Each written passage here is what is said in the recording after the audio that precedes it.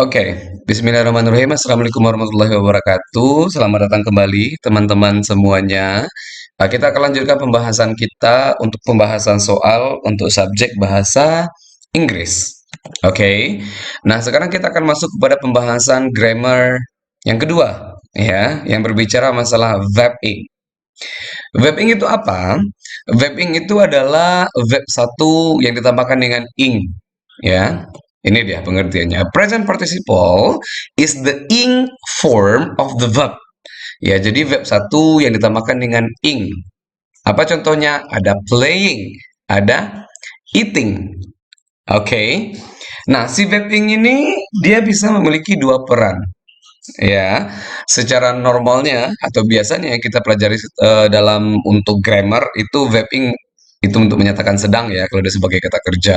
I am eating a sandwich. Saya sedang memakan sandwich. Ya, oke. Nah, jadi present participle ini si verb ing ini itu bisa saja membuat kita bingung ya dalam ujian terutama karena dia bisa menjadi verb dan juga dia bisa menjadi adjective. Iya, dia sama-sama verb ing nih. Dia bisa sebagai verb, sebagai kata kerja, atau dia sebagai adjective, sebagai kata sifat. Oke, kita lihat yang pertama, perannya verb ing yang sebagai verb. Nah, ini akan menjadi verb ketika dia diikuti oleh verb be. Ya, ada to be diikuti oleh to be di sini. Siapa itu verb be atau to be? Ada si is, am, are, be, was, were dengan been. Nah, kalau verb ing ada to be ditemenin sama dia, maka dia terkelompok sebagai verb. Ya, dia dianggap sebagai kata kerja. Apa contohnya? The man is talking to his friend.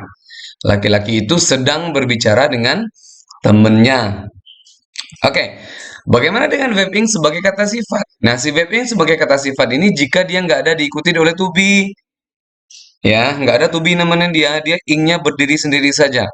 Contoh, the man talking to his friend has a bird.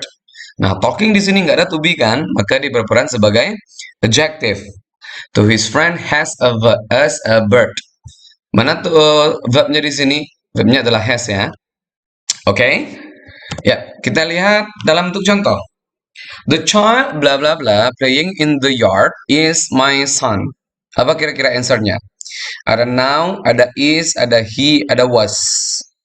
Answernya di sini adalah A. Now.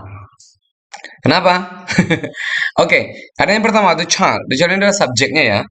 Now playing in the yard is my son. Mana verb kita di sini? Is verb kita. Oke, kemudian di sini ada playing. Playing di sini adalah sebagai adjektif. Anak yang bermain sekarang di taman itu adalah anak saya. Kalau kita kasih is playing, kalau answer kita be, maka double verb kita, dua kata kerja kita. Sementara kalau satu subjek, ya satu verb. Oke, kalau he, jadi double subjek dia. Kalau was, ya double verb juga dia. Oke, maka answernya adalah A. Ya, paham ya sejauh ini? Lanjut, kita lihat outline-nya. Bagaimana dia kita simpulkan.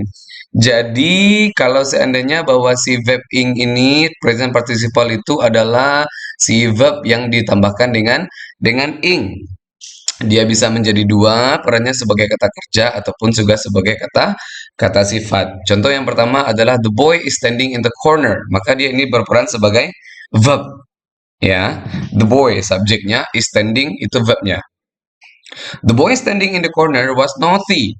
The boy subjeknya, siapa verbnya di sini? Was. Oke, verbing di sini sebagai apa? Sebagai adjective. Oke, paham ya sejauh ini? Kita masuk ke latihan. Oke, kita masuk ke latihan di sini. Kita akan mencari apakah kalimat ini dia benar atau enggak. Ya, si verbing ini. Kalau each of the following sentence contain one or more present participle. Jadi masing-masing dari kalimat di bawah ini berisi satu atau lebih verbing. Oke. Nah, mari kita lihat underline the subject once and the verb twice. Tentukan apakah dia sebagai participle ataupun juga sebagai verb. Kemudian kita pastikan dulu bahwa apakah dia itu adalah kalimat yang benar atau kalimat yang tidak Tidak benar. Jika dia benar, maka tulislah C atau correct. Jika dia salah, tulislah I atau incorrect. Oke, kita lihat contoh. The companies offering the lowest price will have the most customers. Ini adalah correct. Benar. Kita lihat di sini ada the companies adalah subjeknya. Will have adalah verbnya. Offering di sini ada verb ing nih, ditemenin to be nggak? Nggak kan? Maka dia sebagai kata sifat. Maka dia boleh di sini. Maka kalimatnya benar. Secara grammar dia benar. Kita lihat yang kedua. Those travelers are completing their trip on Delta should report to get trip. Oke, subjeknya adalah travelers. Ada are completing. Ada ditemani to be, maka dia sebagai kata kerja. Should report juga kata kerja, maka dia double verb. Dua verbnya, maka dia adalah salah atau incorrect. Oke?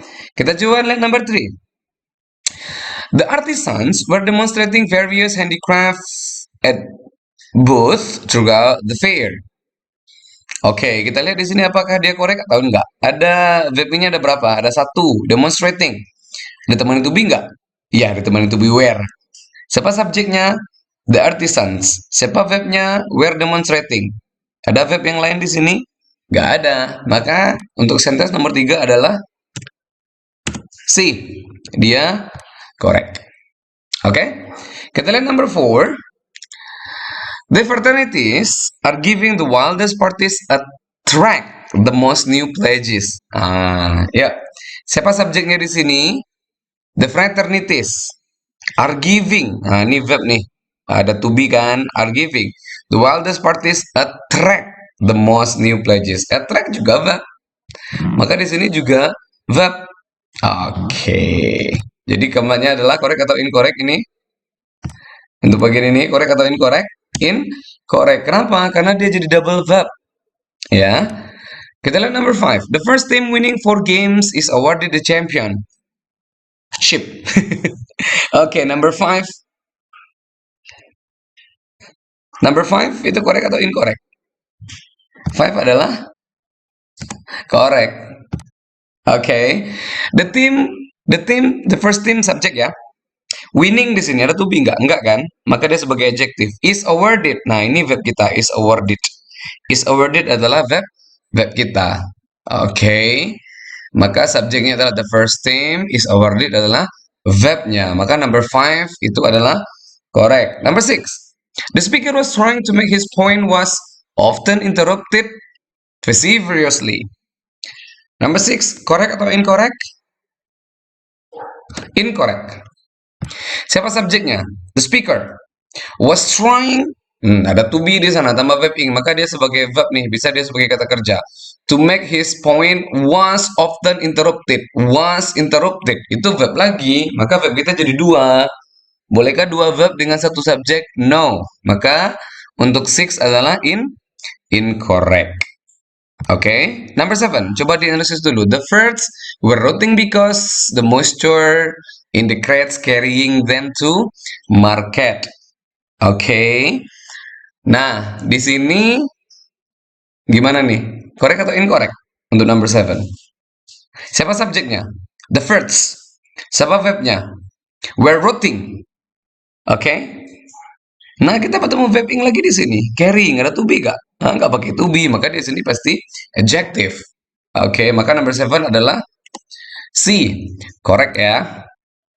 Any students desiring official transcript should complete the appropriate form. Siapa subjeknya? Students. Desiring itu berarti adjective. Siapa verb kita? Should complete. Maka untuk number 8 itu adalah correct. Number 9. The advertisement were announcing on half-day sale receive a lot of attention. Number 9, siapa subjek kita? The advertisement. We're announcing, berarti dia verb ya, ada to be ditambah verb ing. Nah, ada ketemu lagi receive di sini, menerima. Dia sebagai verb juga. Maka untuk number 9 itu adalah correct atau incorrect? Incorrect, karena dia double verb. Number 10, the spices flavoring the meal were quite distinctive. Correct atau incorrect? Correct ya. Oke. Ya, siapa subjek kita? Ada spices. Siapa verb kita? Where. Flavoring di sini sebagai apa? Sebagai adjective. Oke? Yap. Oke, jadi kita coba ambil kesimpulan ya. Kita ambil kesimpulannya adalah bahwa ketika kita bertemu dengan soal-soal grammar nantinya, maka yang harus kita perhatikan adalah apakah dia berperan sebagai adjektif atau sebagai verb, sebagai kata kerja. Apabila ada to be mendampinginya, maka dia berperan sebagai verb di sana. Apabila tidak ada to be, maka dia adalah adjective. Oke, yap, itu dia kesimpulannya dan ini biasanya dalam completing ya keluar. Oke, yap, itu dia end dari video kita kali ini. Thank you for watching dan jangan lupa terus upgrade kosakatanya. Thank you, bye bye.